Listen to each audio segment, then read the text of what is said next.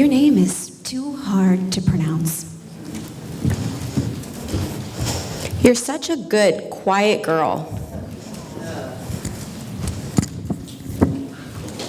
Can I touch your hair? It's so cool.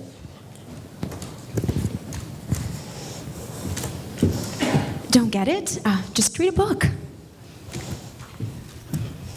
You're Mexican. Don't you speak Spanish? Fasting is not an excuse. But you're a she, not a he. You'll just get by on athletics.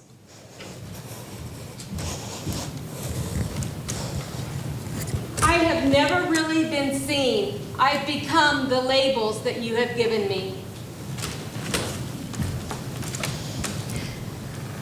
What we hoped today to dramatically enact for you is what happens often when microaggressions will insidiously seep into our communications in the classroom. And what you saw us placing on Brenda came from our own lives and our own experiences. And often what we think we're saying is not the message that's being received.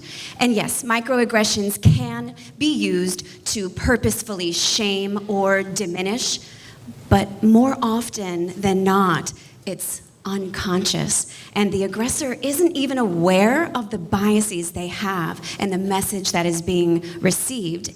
And yet the damage is equally as awful. And the effects of microaggressions are cumulative. It begins with a sense of othering, a sense of not belonging, not fitting in with the dominant group, which then leads to an internalization of racism. You begin to accept all the conscious or subconscious racist viewpoints. And then finally, you shed your own cultural identity and replace it with the dominant culture's identity in order to fit in and to belong. This was never more apparent than when my son, who is now in his 30s, was in kindergarten. His teacher wanted to do a well-intentioned cultural activity. This was back in the 80s, before there were different shades of construction paper for multicultural activities. She chose pink for the Caucasian students, tan and brown for the Hispanic and African American students. Well, my son, being only 5, thought that the pink one was prettier, so he wanted the pink paper. And he was told, no, honey, you're Mexican, you're brown, you can't have the brown paper. I mean, the pink paper. And so when he came home, he told me and his father, I don't want to be Mexican anymore. I don't like being brown. I don't want to be brown. And being in his 30s, he still remembers that activity. And the teacher was very well intended, but the message that he got was that he was not good enough.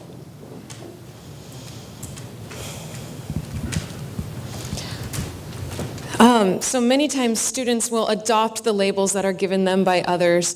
For example, I teach at a continuation high school where students who have gotten far enough behind on their credits come to our school to try and catch up and graduate on time. And one day I was working with this student who was an excellent writer, but he was just lacking the motivation to finish that last paragraph of an essay. And I was doing everything I could to motivate him to get it done and get a good grade and pass this class. But he was still refusing to work. And he just looked at me and said, Miss Monty, I'm a continuation student. What do you expect? And that right there just broke my heart, that he had taken that label on himself and because of that was putting a limit on what he felt he could or wanted to achieve. So as we come and speak to you today about teacher leadership, we want to talk to you about educating from a place of love and what that actually looks like. One of the labels that we put on Brenda today was actually my own. The very last one that I stuck on her was, but you'll just get by on athletics. That was what people thought about me was, well, you're just an athlete, you're not a student, you're not very smart, but at least you're good at sports.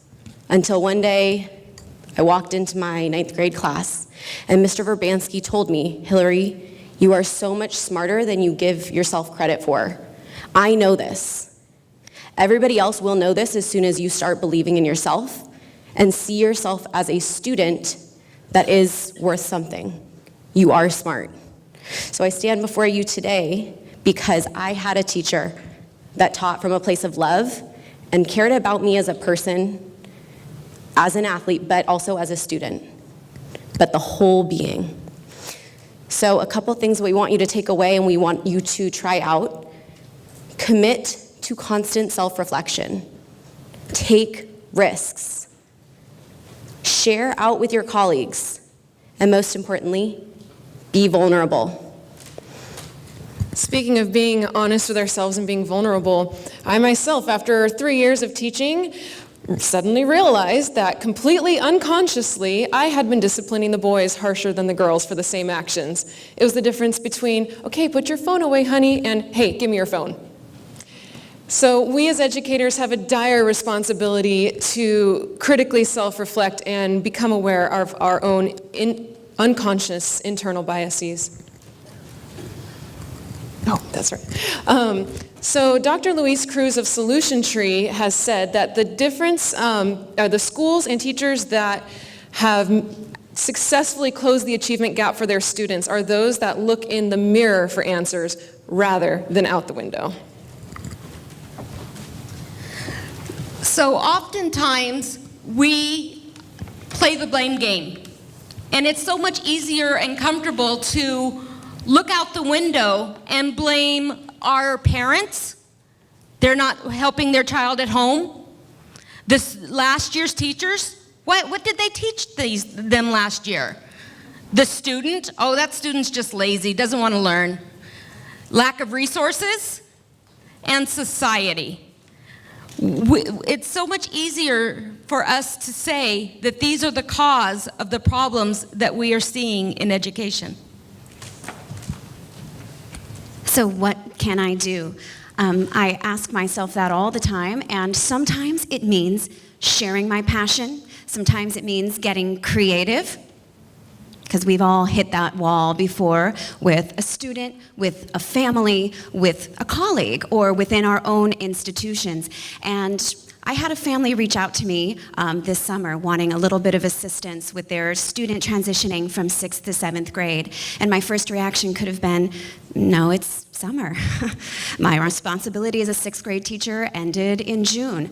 I can be on campus, but I need you to be there within these particular hours. And they couldn't. They worked towns away. So instead, we met at a coffee shop towns away and had an incredible conversation where we were able to connect. And it's thinking outside of that box, thinking creatively, and sometimes thinking subvertively for the good. And that's really what the spirit of today is all about. It's what ed camps are steeped in, is coming together, deeply reflecting on our own practices and our own core values, having an opportunity to listen, to connect with one another, to collaborate, and to problem solve and overcome these obstacles as a community.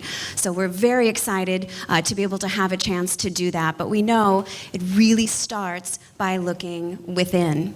So I'm starting with the teacher in the mirror. I'm asking her to change her ways. And no message could have been any clearer. If you want to make the world a better place, then take a look at yourself and make a change.